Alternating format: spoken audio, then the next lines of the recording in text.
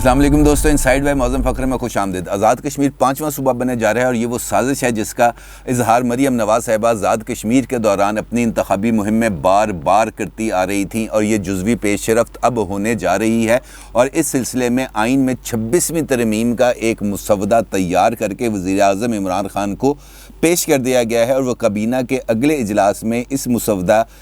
جو آئینی ترمیم کا مسودہ ہے اس کا جائزہ لے کر اس کو قومی اسمبلی میں بھیجیں گے تاکہ وہاں پر آئینی ترمیم کے لیے کام کیا جا سکے، اور پھر اسٹینڈنگ کمیٹی کے پاس جائے گا اور اس کے بعد اگلی کارروائی ہوگی۔ یہ کیا معاملہ ہے اس پر تفصیل سے بات کرتے ہیں، لیکن اس سے پہلے بات کرتے ہیں نذیر چوہان صاحب کی۔ یہ گڈی اچانک اوپر چڑھی اور پھر کٹ کے نیچے آ گئی۔ آج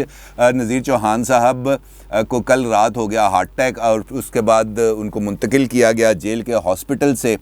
پنجاب انسٹیٹیوٹ آف کارڈیولوجی، اور وہاں پر ان کا علاج جاری ہے۔ اللہ تعالیٰ ان کو صحت دے۔ لیکن اس کے ساتھ ساتھ ایک اور انہوں نے کام کیا، اور وہ کام یہ کیا کہ آج انہوں نے ایک ویڈیو بیان جاری کیا، اور اس ویڈیو بیان میں انہوں نے وزیر اعظم کے مشیر احتساب جناب شہزاد اکبر صاحب سے معذرت کی، اور انہوں نے یہ کہا کہ جناب میرے الفاظ سے آپ کی دل آزاری ہوئی، اور آپ نے جو اپنے بارے میں، اپنے مسلمان ہونے کے بارے میں اور نبی صلی اللہ علیہ وآلہ وسلم کے خاتم النبیین ہونے کے بارے میں جو آپ نے اپنے عقیدے کا اظہار فرمایا ہے اور ان پر اپنا جو ایمان ہے اس کا اظہار فرمایا ہے، تو اس کی وجہ سے میں شرمندہ ہوں۔ میں اپنے تمام الفاظ واپس لیتا ہوں، برائے کرم آپ مجھے معاف کر دیں۔ نہ صرف انہوں نے یہ ویڈیو بیان جاری کیا بلکہ وہ ایک قدم آگے بھی گئے، انہوں نے شہزاد اکبر صاحب کو فون بھی کیا اور فون کر کے بھی معذرت کی، اور شہزاد اکبر صاحب نے ان کو بڑے دلاسے دلوسے دیے کہ یار کوئی بات نہیں، بڑے یہ چھوٹی موٹی باتیں ہو جاتی ہیں، خیر ہے، کوئی ایسی بات نہیں، لگے رہو، اللہ تعالیٰ آپ کو صحت دے۔ اس قسم کے معاملات بھی ہوئے، لیکن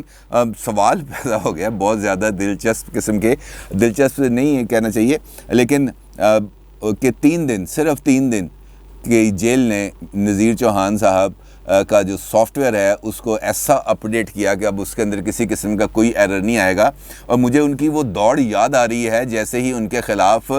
شہزاد اکبر صاحب نے FIR درج کرائی تھی، تو وہ کس طرح دوڑ کے تھانہ ریس کورس آئے تھے، پورے میڈیا کو ساتھ لے کے آئے تھے کہ کرو مجھے گرفتار، کوئی طاقت ہے تو کرو مجھے گرفتار، میں اپنے الفاظ سے پیچھے نہیں ہٹوں گا، جو کچھ میں نے کہا وہ سچ ہے، میں اس کے ثبوت پیش کروں گا۔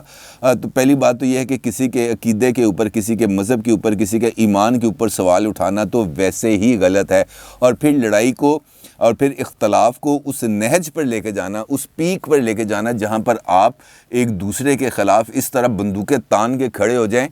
تو اس پوزیشن کے بعد اس طریقے سے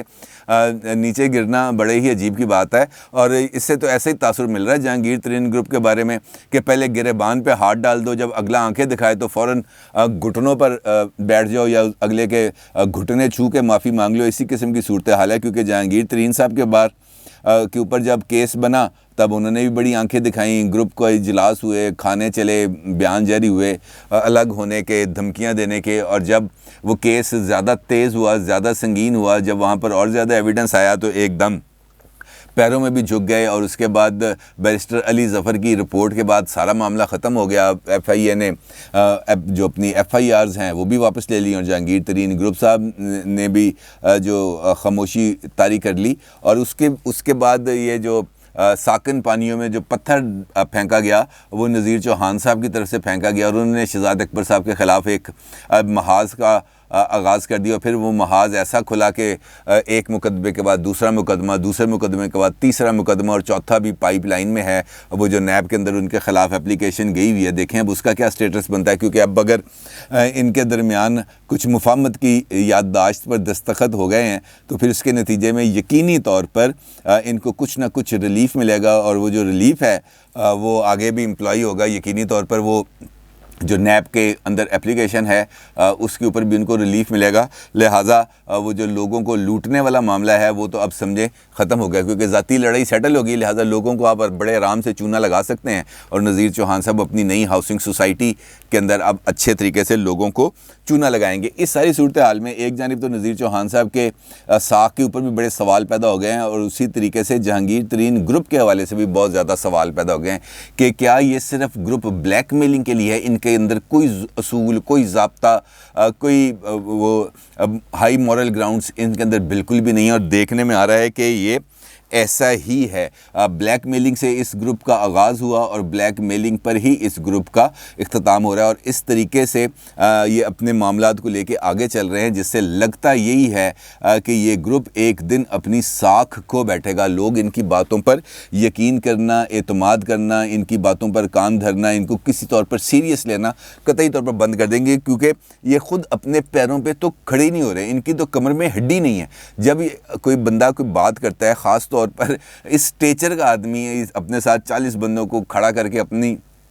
اسٹرینتھ کو شو کرتا ہے, تو اس کے بعد اچانک سے اس غبارے میں سے ہوا نکل جائے اور سارے تتر بتر ہوتے ہوئے نظر آئیں, تو اس سے ظاہر ہوتا ہے کہ یہ صرف مفادات کی لڑائی ہے اور مفادات سے آگے کچھ بھی نہیں ہے. اور جہانگیر ترین صاحب کی ساکھ کے اوپر اور ان کے اس گروپ کی ساکھ کے اوپر اب بہت زیادہ سیریس کویسچنس جو ہے وہ کھڑے ہو گئے ہیں, اور اب دیکھنا یہ ہے کہ جہانگیر ترین صاحب اپنی اس ساکھ کو بچانے کی کوشش کریں گے, یا جو اقتدار کے مزے ہیں یا یہ جو این آر او ان کو ملا ہے اس کے مزے ایسے ہی لیتے رہیں گے, اور اس کے بعد جب الیکشن قریب آئیں گے تو تب ان کے غبارے میں دوبارہ ہوا بھری جائے گی, اور اس کے بعد پھر یہ دوبارہ نئی کلا بازیاں لگائیں گے اور پھر نئے نعرے بلند کریں گے, نئے دعوے کریں گے, اور پھر نئے سرے سے سیاسی میدان میں کودنے کی تیاری کریں گے. یہ سیاسی اداکار ہیں, یہ ان کو مین آف پرنسپلز کہنا بالکل غلط ہے. یہ اداکار ہیں, یہ میرے اور آپ کے سامنے آ کے اداکاری کرتے ہیں اور اس کے علاوہ اور کچھ نہیں, اور یہی اداکاری انہوں نے سیکھی ہے اپنے لیڈر عمران خان صاحب سے, کیونکہ وہ بھی ایسے ہی اداکار ہیں. کیونکہ جس طرح میں نے گفتگو کے آغاز میں آپ سے کہا کہ آزاد کشمیر کو 5واں صوبہ, یہ وہ بات ہے جو مریم نواز صاحبہ آزاد کشمیر کی انتخابی مہم میں بار بار کرتی آ رہی تھیں, اور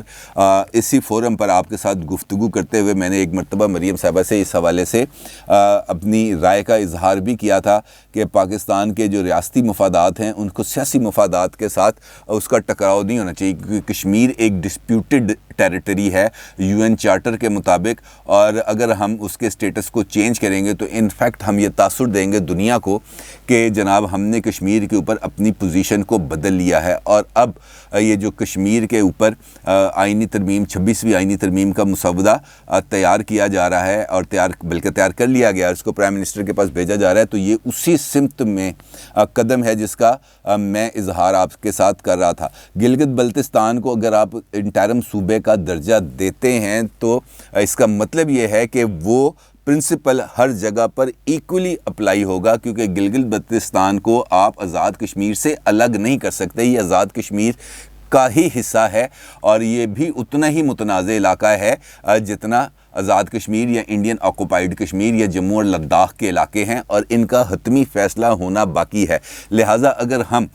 بھارت کے اوپر اس بات پر تنقید کرتے ہیں کہ انہوں نے کشمیر کا جو ریاستی سٹیٹس ہے, جو ان کا اٹانومی سٹیٹس ہے, وہ اس کو بدلا, تو ہم بھی اتنے ہی گنہگار, اتنے ہی قصوروار ہو رہے ہیں یہ اقدام کر کے. بے شک یہ اس کو ہم جون سا مرضی رنگ دیں کہ یہ ہماری اسٹریٹجیکل مجبوریاں ہیں یا قانونی مجبوریاں ہیں, یا گلگت بلتستان کا سٹیٹس ابھی تک واضح نہیں تھا, وہ لمبو میں تھے, جس طرح پرائم منسٹر عمران خان نے مختلف ٹی وی انٹرویوز میں یہ بات کی ہے کہ آزاد کشمیر کا تو کسی نہ کسی حد تک کوئی نہ کوئی ڈھانچہ موجود ہے, لیکن گلگت بلتستان ایک لمبو میں ہے, لہٰذا ہمیں اس کا یہ لمبو سٹیٹس کو ہمیں ختم کرنا ہے. تو آزاد کشمیر کا جو سٹیٹس ہے وہ بھی ہمارے سامنے ہی ہے, لہٰذا یہ جو نیا پنڈورا باکس کھولنے جا رہی ہے گورنمنٹ, اس کے بہت زیادہ سنگین نتائج ملیں گے. جو بیرسٹر فروغ نسیم صاحب ہیں وزیر قانون, ان کا یہ کہنا ہے کہ ہم نے یہ جو آئین میں 26ویں ترمیم متعارف کرانے جا رہے ہیں, جس کے تحت گلگت بلتستان کو عبوری صوبے کا ایک سٹیٹس ملے گا پاکستان کے 5ویں صوبے کے طور پر, اس کے آئینی مسودے کی تیاری کے لیے ہم نے جو یو این چارٹر ہے, اور یو این چارٹر کے تحت جو یہ جو کشمیر کے سٹیٹس کے اوپر یو این ریزولوشنز ہیں, سیکورٹی کونسلز کی ریزولوشنز ہیں اور انٹرنیشنل قوانین ہیں, ہم نے ان کا بغور جائزہ لیا ہے, اور اس کا جائزہ لینے کے بعد وہ جو گائیڈ لائنز ہیں, جو پرنسپلز طے کیے گئے ہیں, اس کے مطابق ہم نے یہ مسودہ قانون تیار کیا ہے. لیکن فروغ نسیم صاحب کی اس بات پر بھی مجھے اتنا زیادہ اعتماد نہیں ہے, کیونکہ ان کی وزارت کے تحت جو کام ہو رہے ہیں وہ بھی نہایت عجیب و غریب ہیں, اور خود سپریم کورٹ آف پاکستان اس کے بارے میں میں اپنی رائے کا اظہار کر چکی ہے، اور خاص طور پر اس کی مثال جسٹس قاضی فائز عیسیٰ صاحب کے خلاف دائر کیے جانے والا ریفرنس ہے، جس کو سپریم کورٹ نے، جس میں شدید ترین نہ صرف نقائص کی نشاندہی کی تھی بلکہ صدر مملکت جناب عارف علوی صاحب پر بھی تنقید کی تھی کہ انہوں نے اس ریفرنس کو پڑھے بغیر جسٹ ایک پوسٹ آفس کے طور پر ان کے پاس ایک چیز آئی، پوسٹ آفس نے اس پر اپنی سٹیمپ لگائی اور آگے بھیج دیا، اس کو پڑھنا، اس کی نوک پلک سنوارنا، اس کے اندر جو خرابیاں جو سکم ہیں اس کو دور کرنے کی کوشش نہیں کی گئی۔ اور اگر فیروز نسیم صاحب نے بالکل اسی مائنڈ سیٹ کے تحت جس مائنڈ سیٹ کے تحت انہوں نے یہ آئینی ترمیم کا مسودہ تیار کیا تھا، جسٹس قاضی فائز عیسیٰ کے خلاف ریفرنس تیار کیا تھا، اسی مائنڈ سیٹ کے تحت اگر یہ مسودہ تیار کیا گیا ہے تو یقین جانے کہ پاکستان کے لیے مستقبل میں ایک اور سبکی یہ ہماری منتظر ہوگی۔ گلگت بلتستان کو سٹیٹس ملنا چاہیے، ناردرن ایریاز اور کشمیر، ان سب کو اپنے جو حقوق ہیں وہ ملنے چاہیے، اس کے اوپر کوئی دو رائے نہیں ہے، کسی قسم کا کوئی اختلاف نہیں ہے، لیکن جب ہم اس کو ایک آئینی کور دینے کی کوشش کریں گے پاکستان کے کانسٹیٹیوشن کے تحت، تو اس کے اوپر پھر جو انٹرنیشنل لیول کے اوپر پاکستان کا جو کیس ہے کشمیر کے اوپر، پورے کشمیر کے اوپر، وہ کیس بہت برے طریقے سے خراب ہوگا۔ اور یقینی طور پر جو گلگت بلتستان کو جو سٹیٹس ہے، جس طرح میں نے آپ سے پہلے بھی گزارش کی، وہی سٹیٹس ہے آزاد کشمیر کا، اور گلگت بلتستان کے لیے کیے جانے والا کوئی بھی فیصلہ اتنا ہی نافذ العمل ہوگا گلگت بلتستان پر، اور وہ اتنا ہی نافذ العمل ہوگا آزاد کشمیر کے اوپر۔ اب گلگت بلتستان کی تھوڑی سی اس وقت امپورٹنس اس وجہ سے بھی ہے کہ وہاں سے سی پیک کا روٹ گزرتا ہے، شاہراہ قراقرم ہے، اور وہاں سے آگے معاملات میں جانے ہیں، اور چائنا یہ چاہتا ہے کہ وہاں پر اس کی یہ جو انویسٹمنٹ ہو رہی ہے وہ سیکیور ہو، اور اسی معاملے کے لیے لداخ کے معاملے پر چائنا اور انڈیا کے درمیان کافی کلیشز بھی ہوئے، اور آخرکار انہوں نے اپنے معاملے کو کچھ دو کی بنیاد پر سیٹل بھی کر لیا ابھی فی الحال تک، لیکن مستقبل کے اندر آگے کچھ بھی ہو سکتا ہے۔ دیکھنا یہ ہے کہ یہ جو فیصلہ ہم کرنے جا رہے ہیں، جس کی نشاندہی محترمہ مریم نواز صاحبہ کر رہی تھیں، کیا وہ ہمارے مفاد میں ہے؟ ہمارے مفاد سے زیادہ وہ آزاد کشمیر، مقبوضہ کشمیر، یہ جو پوری ڈسپیوٹڈ ٹیریٹری ہے، اس کے مفاد میں ہے یا نہیں؟ اور اگر اس کے مفاد میں نہیں ہے تو ہمیں ایک مرتبہ پھر اس فیصلے پر غور کرنا چاہیے، اور میری ہاتھ جوڑ کے تمام جو ہمارے پارلیمنٹیرینز ہیں ان سے گزارش ہے کہ براہ کرم ایک مرتبہ پھر سوچ سمجھ کر اس کے بارے میں فیصلہ کریں، کہ کہیں ایسا نہ ہو کہ آپ یہ فیصلہ کریں اور اس کے بعد فیصل واؤڈا جیسے کریکٹر ایک مرتبہ پھر ایک فوجی بوٹ لے کر کسی ٹاک شو میں آئیں اور دیکھیں اور کہیں کہ دیکھیں ہمارے سیاستدانوں نے کس طرح اس بوٹ کو چمکایا ہے، اور وہ پھر کسی بھی صورت ہم سب کے لیے کسی بھی صورت وہ کچھ زیادہ